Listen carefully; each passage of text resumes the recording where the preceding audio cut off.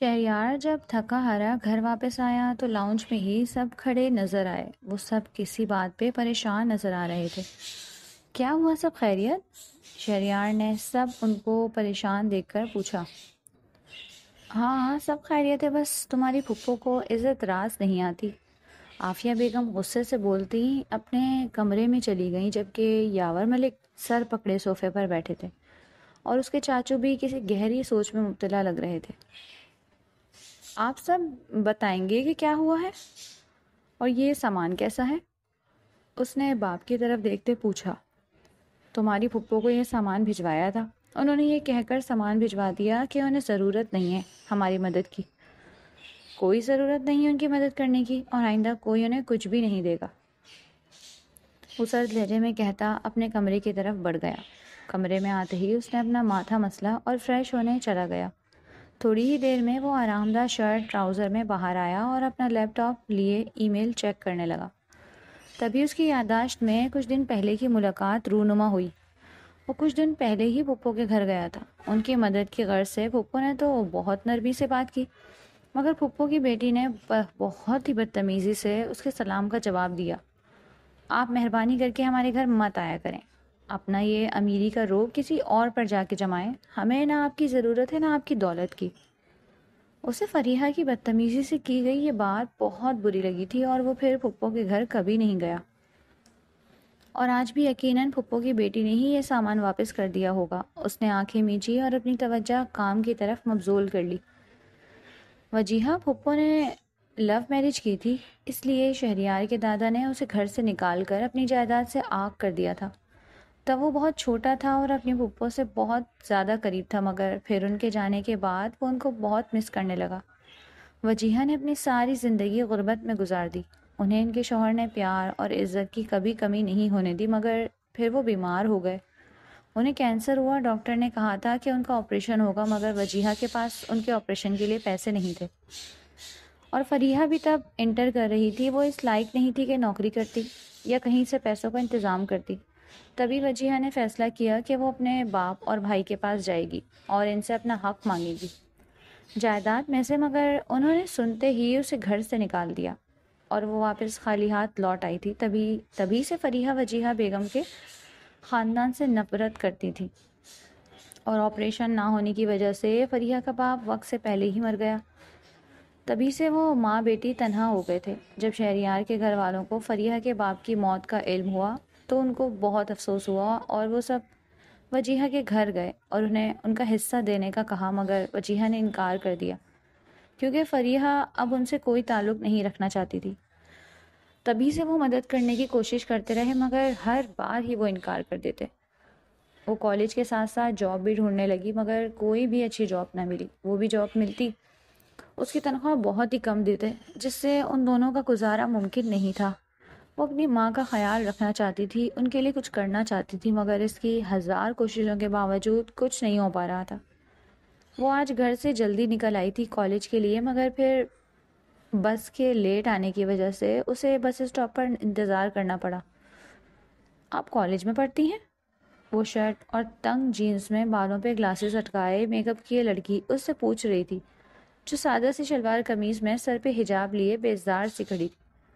ہاں، اور تم؟ میں جاب کرتی ہوں کلب میں۔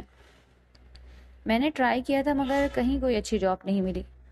تو تم کلب میں کیوں نہیں ٹرائی کرتی؟ سیلری بھی اچھی دیتے ہیں اور ٹپ بھی اچھی خاصی ہو جاتی ہے۔ اس کی پیشکش فریحہ کو اچھی تو لگی، مگر پھر اس نے سوچ کر بتاؤں گی کہہ دیا۔ مگر گھر کے حالات دیکھتے اور پھر کچھ دنوں سے وجیہہ بیگم کی طبیعت بھی ٹھیک نہیں رہتی تھی، اور اس کے پاس اتنے پیسے نہیں تھے کہ وہ انہیں اچھے ڈاکٹر کو دکھا سکے۔ وہ آج اس دن بس اسٹاپ پر ملنے والی لڑکی کے ساتھ کلب پر آئی تھی، پر یہاں آتے ساتھ ہی اسے اپنی غلطی کا احساس ہوا، کیونکہ کلب میں ہر طرف چھوٹے چھوٹے کپڑے پہنے لڑکیاں ڈانس فلور پر لڑکوں کے ساتھ تھرکتی نظر آئیں۔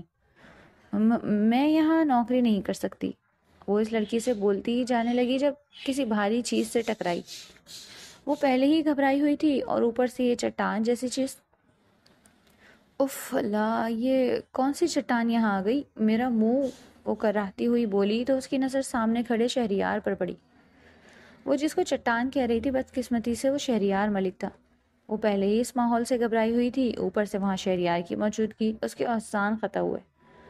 وہ گھبرائی نظروں سے اب شہریار کو دیکھ رہی تھی، شہریار جو دوست کے کہنے پر پہلی بار یہاں آیا تھا اور پھر اس ماحول کو دیکھتے وہ جانے ہی لگا تھا۔ جب اس کی نظر حجاب کیے لڑکی پر پڑی، اگلے لمحے اس کے ماتھے پر بلوں کا جال بن چکا تھا غصے سے۔ وہ شدید غصے سے فریحہ کی جانب پڑا۔ تم یہاں کیا کر رہی ہو؟ وہ اس کی کونی پکڑے غصے سے بولا۔ وہ اس کی پھپھو کی بیٹی، اس کے خاندان کی لڑکی، یہاں اس گندی جگہ پر، یہ سوچ ہی اس کے تن بدن میں آگ لگانے کو کافی تھی۔ چھوڑے میرا بازو، میں آپ کو جواب دہ نہیں ہوں، اور میں جہاں بھی جاؤں آپ کو اس سے مطلب نہیں ہونا چاہیے۔ وہ غصے سے اپنا بازو چھڑاتی انگلی اٹھا کر بولی۔ اچھا پھپھو کو تو جواب دہ ہونا، کیا ان کو پتا ہے تم یہاں ہو؟ اوکے، اب اس بارے میں پھپھو سے بات ہوگی، ان کو بھی تو پتا ہونا چاہیے ان کی بیٹی یہاں کیا گل کھلا رہی ہے۔ وہ کہتا جانے لگا جب فریحہ نے اس کے بازو پر ہاتھ رکھا۔ وہ اپنے مضبوط ہاتھ پر اس کا نازک سا ہاتھ دیکھ ٹھہرا۔ نہیں پلیز امی کو مت بتائیے گا، میں نوکری کے لیے آئی تھی، اس نے پہلی بار ڈرتے ہوئے جبکہ دوسری بار نظریں جھکاتے ہوئے کہی۔ شہریار اسے حیرانگی سے دیکھنے لگا۔ وہ ان لوگوں کی مدد نہیں لے سکتی تھی مگر اس جگہ یہاں نوکری کر سکتی تھی۔ تبھی وہ وہاں سے جانے لگی جب اسے کلب میں انٹر ہوتی پولیس دکھائی دی۔ شہریار ملک کی نظر بھی پولیس پر پڑ چکی تھی۔ تبھی وہ جلدی سے اسے بازو کی اوٹ میں چھپائے کلب کے ایک کمرے میں لے گیا جہاں سے وہ لوگ پولیس کی نظر میں نہ آئے۔ وہ کمرے میں آتی رونے لگی، پہلے کلب کا ایسا ماحول، پھر شہریار کی موجودگی، اور پھر اب یہ پولیس۔ وہ بے طرح رونے لگی۔ اب رو کیوں رہی ہو؟ سمجھتی کیا ہو تم اپنے آپ کو؟ بہت اسٹرانگ سمجھتی ہو تم خود کو؟ یہاں اس جگہ نوکری کے لیے آئی ہو، کیا یہاں کا ماحول نہیں جانتی تم؟ اگر باہر پولیس کے ہاتھ لگ جاتی تو معلوم ہے تمہیں کس کردار کی جانی جاتی تم۔ وہ اسے روتا دیکھ اس پر چلایا۔ مجھ پر ایسے مت چلائیں، وہ غصے سے روتے ہوئے چیخی۔ وہ دھیرے سے آگے بڑھتا اس کے ایک قدم کے فاصلے پر آ ٹھہرا۔ اب چلاؤں گا نہیں، تمہاری ٹانگیں توڑ دوں گا اگر اپنی منمانی کی تو۔ تبھی باہر سے دروازے پر دستک ہوئی۔ وہ اسے ریلیکس کہتے دروازے کی جانب بڑھا۔ دروازہ کھولتے ہی اسے سامنے پولیس انسپکٹر دکھائی دیا، جو دروازہ کھلنے پر شہریار ملک کو سامنے دیکھتے ٹھٹک کر رک گیا۔ سر، آپ ایسی جگہ پر؟ اور آپ کے ساتھ کون ہے؟ وہ انسپکٹر اس سے حیرانی سے پوچھنے لگا۔ تبھی اسے شہریار کے پیچھے لڑکی کا آنچل دکھائی دیا جو اس طرف رخ کیے کھڑی تھی۔ کسی کام سے آیا تھا یہاں اور ساتھ میری وائف ہے، کوئی پریشانی؟ اس نے لفظوں کو چبا کر انسپکٹر کو جواب دیا۔ انسپکٹر اس کی بات سنتے خاموش ہو گیا۔ جب اس کے ساتھ کھڑا کلب کا ملازم جو شہریار ملک کی وائف کا سن کر حیران ہوا، تب اس نے چپکے سے شہریار اور اس کے پیچھے کھڑی لڑکی جو صاف دکھائی نہیں دیتی تھی، ان دونوں کی تصویر لیتے اس نے سوشل میڈیا پہ ڈال دی۔ تبھی پولیس وہاں سے چلی گئی اور وہ واپس روتی ہوئی فریحہ کے پاس آیا۔ چلو یہاں سے، اس سے پہلے کوئی اور تماشا ہو، وہ سوں سوں کرتی فریحہ سے غصے سے بولا اور اسے لیے وہاں سے چلا گیا۔ فریحہ کو اس کے گھر چھوڑتے اور پھر اپنے گھر واپس جاتے وہ فکر مند دکھائی دیتا تھا۔ فریحہ بھی چپ چپ سی تھی۔ وجیہہ بیگم نے اس سے خاموشی کی وجہ پوچھی تو اس نے کچھ نہیں کہہ کر ٹال دی۔ وہ ان کو نہیں بتا سکتی تھی کہ آج کے دن اس کے ساتھ کیا ہوا۔ دوسری طرف وہ بھی لیپ ٹاپ لیے بیٹھا تھا مگر اس کا سارا دھیان کہیں اور تھا۔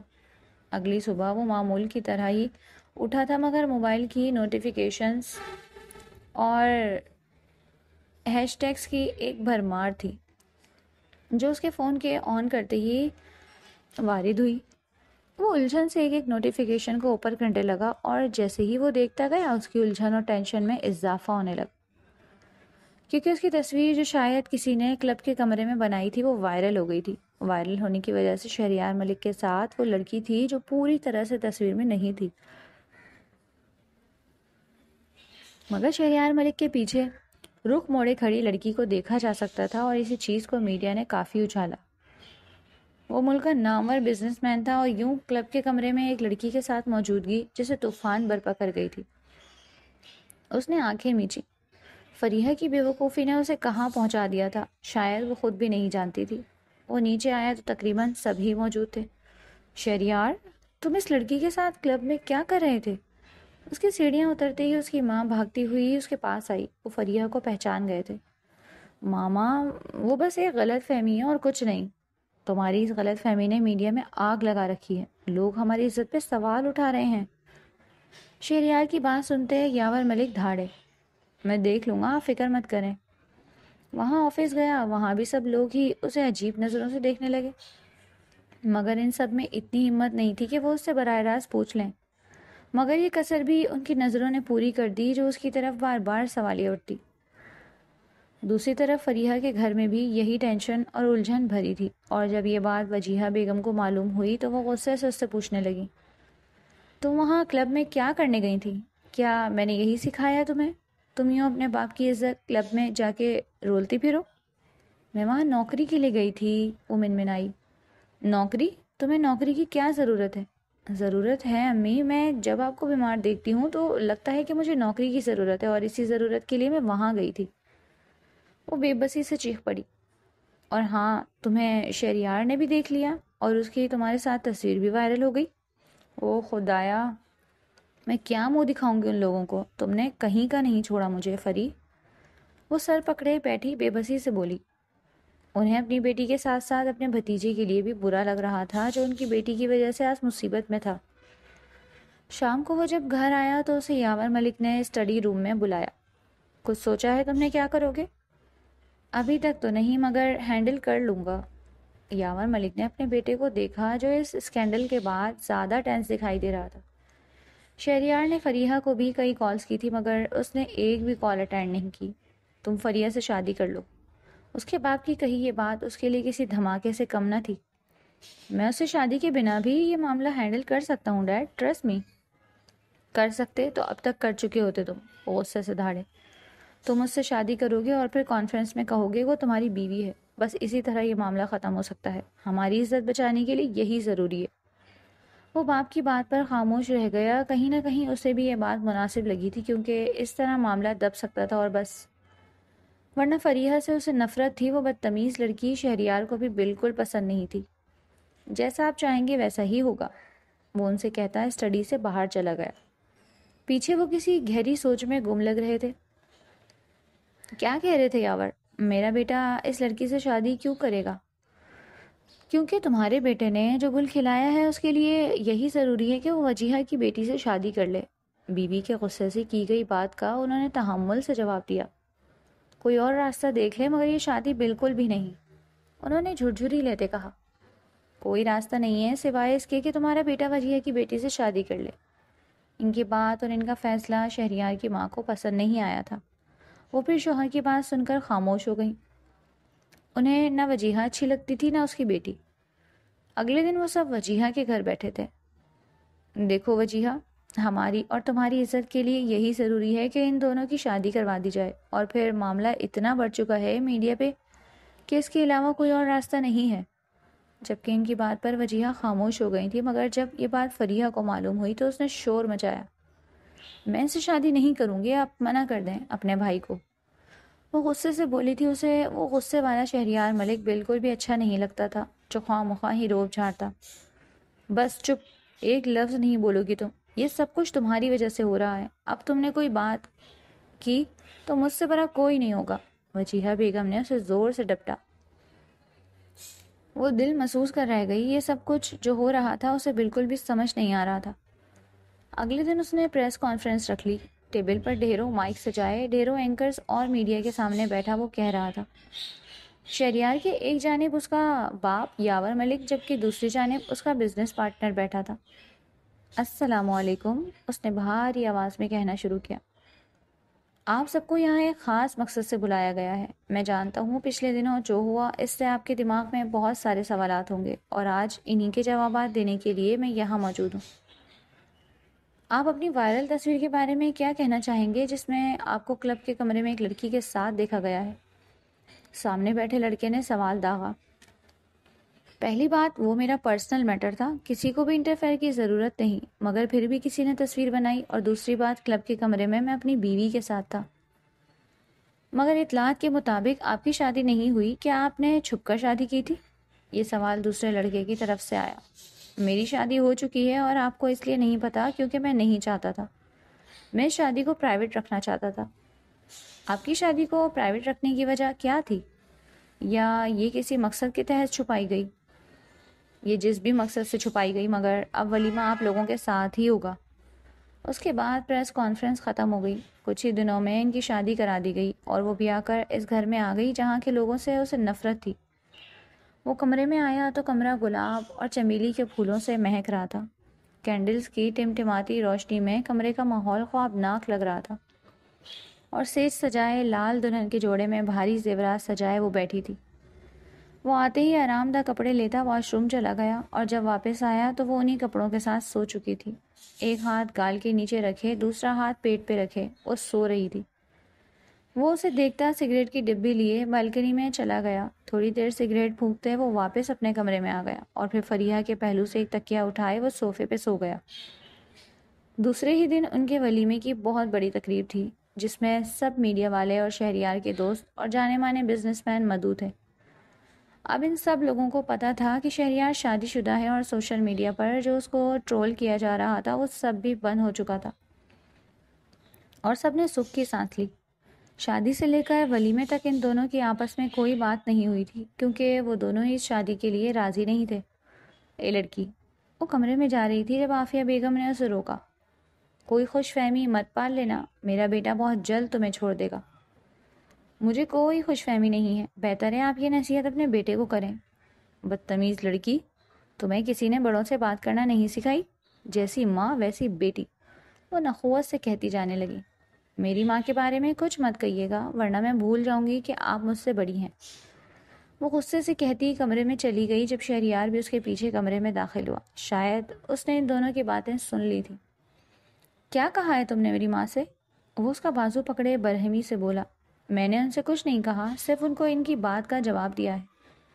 آئندہ میری ماں سے بدتمیزی مت کرنا ورنہ مجھ سے برا کوئی نہیں ہوگا. وہ ہنوس اس کا بازو پکڑے کھڑا تھا. تو یہ بات اپنی ماں کو بھی سمجھا دیں، میری ماں کے بارے میں کچھ مت کہیں. وہ نم لہجے میں بولی تھی. شہریار نے اس کا بازو زور سے پکڑ رکھا تھا جس سے اس کو تکلیف ہو رہی تھی. اس کی بات اور لہجہ سنتے وہ اس کا بازو چھوڑتے کمرے سے باہر چلا گیا. وہ اپنی ماں کو پہلے ہی کہہ چکا تھا کہ فریحہ سے پھپھو کی بات کوئی نہیں کرے گا. وہ ان کو بھی یہاں لانا چاہتا تھا مگر وجیہہ یہاں آنے کے لیے راضی نہیں تھی. وہ صوفے پہ بیٹھا لیپ ٹاپ گود میں رکھے کام کر رہا تھا جب وہ بیڈ پر آ کر بیٹھی اور اپنے پاؤں پہ نیل پینٹ لگانے لگی. اس کے بال میسی جوڑے میں بندھے تھے مگر ایک دو آوارہ لٹیں جو بار بار اس کے گال کو چھوتی اور وہ لاپرواہی سے پھر سے انہیں کان کے پیچھے اڑستی. وہ بے اختیار اسے دیکھنے لگا جو بلا شبہ بہت خوبصورت تھی مگر تھوڑی بدتمیز تھی. اس سے اور اس کے گھر والوں سے نفرت کرتی تھی. اگر وہ بدتمیز نہ ہوتی تو کتنی اچھی لگتی، اس نے بے اختیار سوچا. فریحہ نے جب خود پر نظریں محسوس کی تو سر اٹھا کر اسے دیکھا مگر وہ جلدی سے لیپ ٹاپ پہ جھک گیا. وہ پھر سے اپنا کام کرنے لگی. شام میں وہ گھر آیا تو وہ کچن میں دکھائی دی. وہ کچن آیا تو اسے دیکھا جو اپنے لیے چائے بنا رہی تھی. ایک کپ میرے لیے بھی. وہ وہی دیوار کے ساتھ ٹیک لگائے کھڑا اس سے بولا. آپ خود بنا سکتے ہیں یا پھر اپنی ماں کو بول دیں. وہ تپی تپی سی بولی. میری بیوی تم ہو، تم ہی بنا کر دو گی. زبردستی کا کوئی رشتہ نہیں ہوتا اور میں آپ کو اپنا شوہر نہیں مانتی. تم مانو یا نہ مانو میں تمہارا شوہر ہوں اور میرے کچھ حقوق ہیں جنہیں پورا کرنا تم پر فرض ہے. وہ اس کے پاس کھڑا اسے دیکھتے ہوئے بولا. فریحہ جب اس کی نظروں کی تاب نہ لا سکی تو وہ وہاں سے جانے لگی. جب اس نے پھرتی سے اس کا ہاتھ پکڑا وہ اس کے پاس ہی رک گئی. شہریار نے اس کے ہاتھ سے چائے کا مگ لیتے اس میں سے 2 گھونٹ پیے اور پھر آنکھ بلنک کرتے اسے کپ تھماتے وہ چلا گیا. اسے فریحہ اچھی لگنے لگی تھی. جب اسے احساس ہوا کہ وہ محرومیوں میں پلی ہے، پھپھو کا حق اگر دادا اور بابا دے دیتے انہیں تو فریحہ بھی اچھی زندگی گزارتی اور شاید اس کے دل میں ان لوگوں کے لیے اتنی نفرت نہ ہوتی. وہ خود کو اس کی جانب راغب ہونے سے روک نہیں سکا. وہ اسے اچھی لگنے لگی تھی. وہ کمرے میں آیا تو دیکھا کہ وہ تیار ہو رہی تھی. کہاں جانے کی تیاری ہو رہی ہے؟ امی کے گھر. مجھ سے اجازت دی تھی تم نے؟ وہ اسے مصنوعی گھورتے ہوئے بولا. مجھے وہ مرد بالکل اچھے نہیں لگتے جن کی بیویاں اگر اجازت نہ لیں تو ان کی انا آڑے آ جاتی ہے. اور مجھے وہ عورتیں بہت اچھی لگتی ہیں جو ہر چیز اپنے شوہر کی مرضی سے کرتی ہیں. وہ اس کے پیچھے آتا آئینے پہ اپنا عکس دیکھنے لگا. کتنا مکمل ساتھ تھا اور ان کا کتنے خوبصورت لگتے تھے وہ ساتھ میں. چلو میں چھوڑ دیتا ہوں تمہیں، میں خود چلی جاؤں گی. آپ کو زحمت کرنے کی ضرورت نہیں ہے.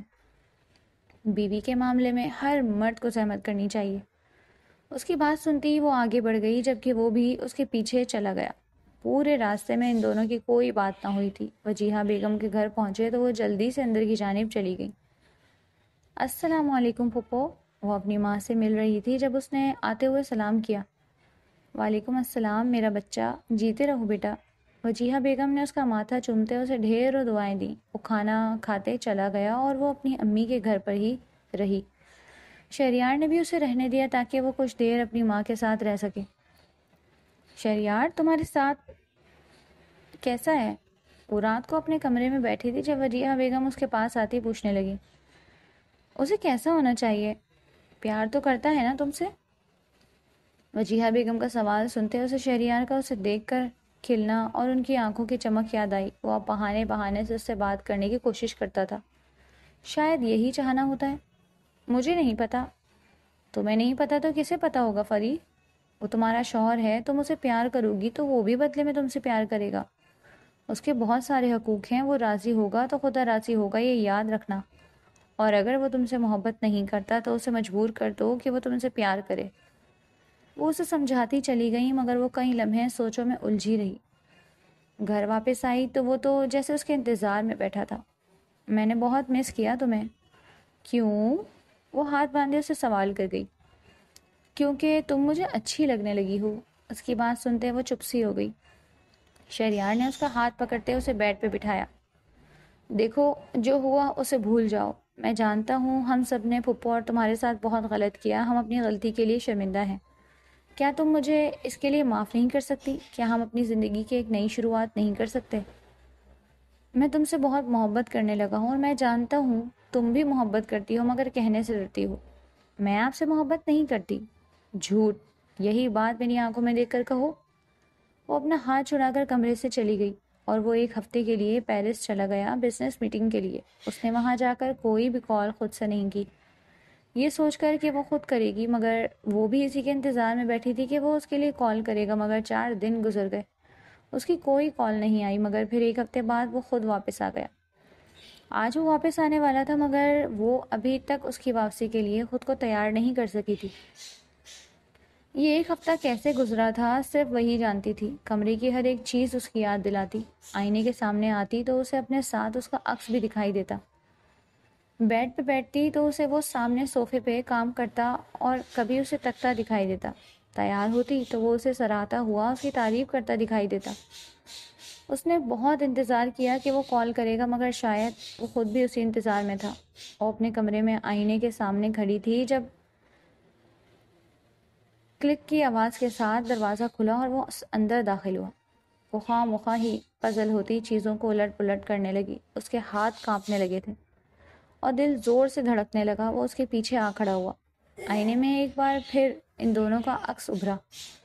شہریار نے دھیرے سے اسے خود سے لگاتے اس کا سر چوما۔ رخ موڑ کر کھڑی اس کی آنکھوں سے 2 آنسو ٹوٹ کر گرے۔ شاید وہ اسی ایک چیز کو مس کرنے لگی تھی، اس کی نرمی، اس کی محبت۔ شاید یہی چیز تھی جو اسے بے چین کیے رکھتی۔ میں نے تمہیں بہت مس کیا بیوی۔ وہ ابھی اسی پوزیشن میں کھڑا بول رہا تھا۔ جانتا ہوں تم نے بھی مجھے مس نہیں کیا ہوگا اور شاید کبھی کرو گی بھی نہیں۔ وہ اس کا رخ موڑ کر چہرہ اپنی طرف کیے بول رہا تھا۔ صحیح کہہ رہا ہوں نا؟ وہ اس کی تھوڑی 2 انگلیوں سے اوپر کیے پوچھ رہا تھا۔ جی صحیح کہہ رہے ہیں آپ، وہ اس کی آنکھوں میں آنکھوں ڈالے بولی، اور پھر خود کو اس کے حصار میں چھڑاتی وہ وہاں سے نکلتی چلی گئی۔ شام کو وہ لان میں بیٹھی ناول پڑھ رہی تھی جب وہ باہر سے آیا۔ اتنی شام میں اسے یوں کتاب میں منہ دیے دیکھتا وہ اس کے پاس چلا آیا۔ بس کر دو پڑھنا، اندھیرا ہو رہا ہے، چلو اندر۔ آپ جائیں میں آ جاؤں گی۔ تم ایک بار میں میری بات کیوں نہیں مان لیتی؟ وہ سخت لہجے میں بولا۔ آج کل وہ اس کی کوئی بھی بات نہیں سن رہی تھی۔ اس کے یوں سختی سے بولنے پر وہ نم آنکھوں سے اسے دیکھتی اندر کی طرف بڑھ گئی۔ کل اسے شاپنگ پہ جانا تھا اور اس نے ابھی تک شہریار کو نہیں بتایا تھا اور نہ ہی پوچھنے کی زحمت کی تھی۔ وہ اس سے پوچھتی تو وہ خود اس کے ساتھ جاتا اور فریحہ اس کے ساتھ نہیں جانا چاہتی تھی۔ کل صبح ہی وہ آفس کے لیے چلا گیا اور وہ بھی تیار ہوتی شاپنگ پہ چلی گئی۔ کئی اسٹور کھنگالنے کے بعد وہ ایک بوتیک پر ڈریس دیکھ رہی تھی۔ جب اسے اپنے نام کی پکار سنائی دی وہ چونک کر پیچھے مڑی۔ اس کے پیچھے ایک وجیہہ مرد کھڑا تھا جو رشتے میں اس کے پھپھو کا بیٹا تھا۔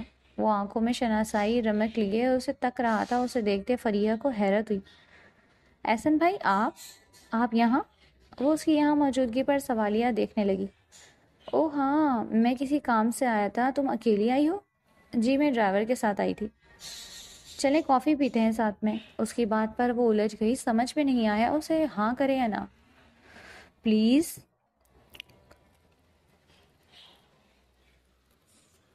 اسے ششو پانی پہ مبتلا دیکھ کر وہ پھر سے بولا۔ وہ سر اس بات میں ہلاتی اس کے ساتھ چلی گئی۔ وہ دونوں قریب ہی ایک کافی شاپ پہ آئے تھے۔ احسن اس کی پھپھو کا بیٹا تھا، وہ اسے پسند کرتا تھا، یہ بات وہ بھی کہیں نہ کہیں جانتی تھی اور اسی لیے وہ اس کا سامنا کرنے سے کتراتی، مگر آج یہاں وہ اچانک سے آ گیا تھا۔ اب وہ اس کے سامنے بیٹھا ہلکی پھلکی باتیں کر رہا تھا۔ وہ احسن کی کسی بات پہ ہنسی، جب اس کی نظر سامنے خود کو خوخار نظروں سے گھورتے شہریار پر پڑی، اس کی ہنسی کو بریک لگی اور اگلے لمحے وہ لمبے لمبے ڈگ بھرتا اس کی جانب بڑھ رہا تھا۔ شہریار بھی اپنے دوست سے ملنے کافی شاپ پر آیا تھا، مگر تبھی وہ اسے ایک لڑکے کے ساتھ ہنسی دکھائی دی۔ لڑکے کی اس جانب پش تھی مگر وہ اسے صاف دکھائی دی۔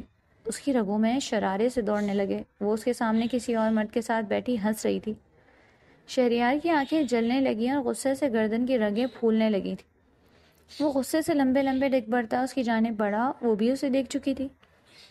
اس نے آتے ہی احسن کو گریبان سے پکڑے اپنے سامنے کھڑا کیا اور اس کی بات سننے سے پہلے ہی اس کے منہ پر 2 مکے جڑ دیے۔ یہ انتہائی شدید اور اچانک حملہ تھا۔ احسن کو سمجھ نہیں آئی کہ اس کے ساتھ ہوا کیا ہے، اور اس کے دوسری طرف کھڑی فریحہ منہ پہ ہاتھ رکھے سہمی سی کھڑی تھی۔ اس نے شہریار کو اتنے غصے میں آج دیکھا تھا اور اس کی ہمت نہیں ہو رہی تھی کہ وہ شہریار کو کچھ کہے۔ احسن کو جھٹکے سے چھوڑتے وہ اس کا ہاتھ پوری قوت سے پکڑے لمبے لمبے ڈگ بھرتا نکلتا چلا گیا۔ گاڑی میں بھی شہریار کی طرف سے مکمل خاموشی تھی، صرف فریحہ کی سانسیں تھیں جو اس کے ڈر اور خوف سے گھٹ گھٹ کر آ رہی تھیں۔ اسٹیئرنگ وہیل پر رکھے اس کے مضبوط ہاتھ کی رگیں پھولی ہوئی تھیں اور آنکھیں ابھی تک چل رہی تھیں۔ گیراج میں گاڑی روکتے ہی وہ اسے گاڑی سے نکالتے اپنے روم میں لے جانے لگا اور وہ اس کے پیچھے کھنچتی گئی۔ روم میں آتے اسے زور سے بیڈ پہ پھینکتے وہ روم لاک کرنے لگا۔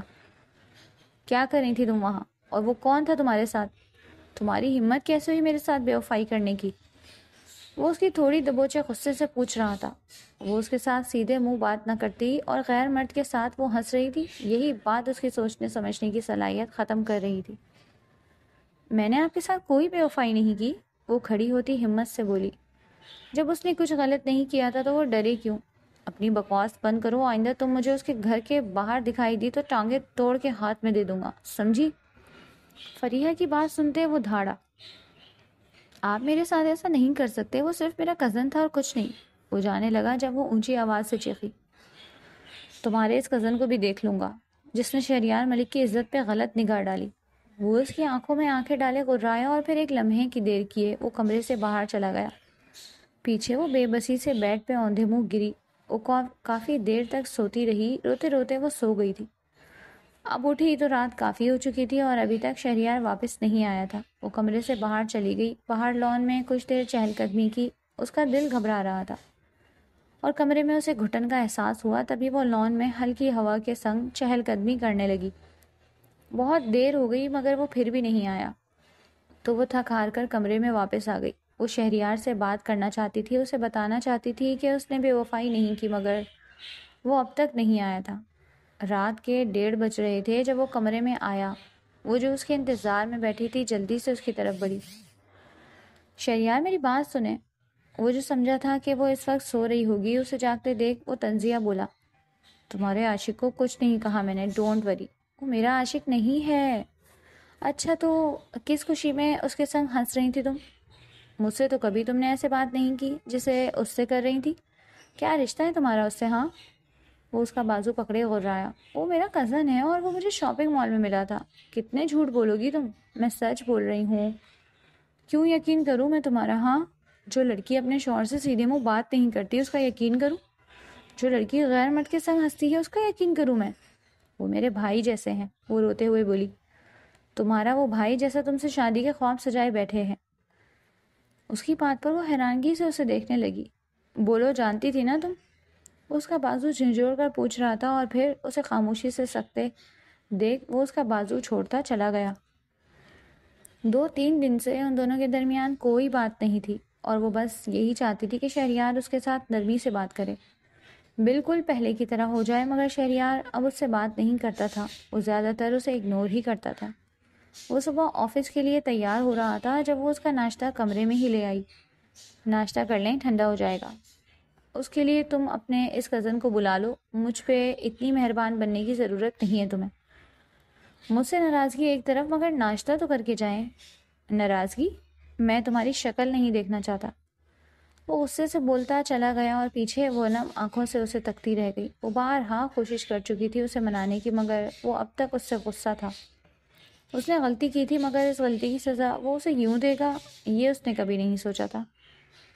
یہ کچھ دن بعد کی بات ہے۔ وہ کمرے کی صفائی کرتے ہوئے اس کی کچھ فائل سنبھال کر رکھ لی تھی۔ شہریار کو جب ان کی ضرورت ہوئی تو اس نے بہت ڈھونڈا۔ وہ اسے کافی دیر سے دیکھ رہی تھی، جو الماری میں اپنی فائل ڈھونڈ رہا تھا۔ وہ اٹھی اور دراز میں سے اس کی مطلوبہ فائل نکال کر دی۔ اس نے جب فائل فریحہ کے ہاتھ میں دیکھی تو وہ غصے سے اسے دیکھنے لگا۔ وہ میں نے کمرے کی صفائی کی تھی تو انہیں سنبھال کر رکھ دیا تھا۔ وہ اس کے گھڑنے پر صفائی دیتی بولی، آئندہ میری چیزوں کو ہاتھ لگانے کی ضرورت نہیں ہے، ورنہ میں بھول جاؤں گا کہ تم میری پھپھو کی بیٹی ہو۔ آپ بھول چکے ہیں کہ میں آپ کی بیوی بھی ہوں۔ یہ بات تمہیں یاد رکھنی چاہیے تھی کہ تم میری بیوی ہو۔ مجھے ہمیشہ یاد رہتا ہے میں آپ کی بیوی ہوں، تب بھی جب میں احسن بھائی سے اتفاقاً ملی تھی۔ میں نہیں جانتی کہ ان کے دل میں میرے لیے کیا ہے، مگر میں نے ہمیشہ ان سے احترام برتا ہے۔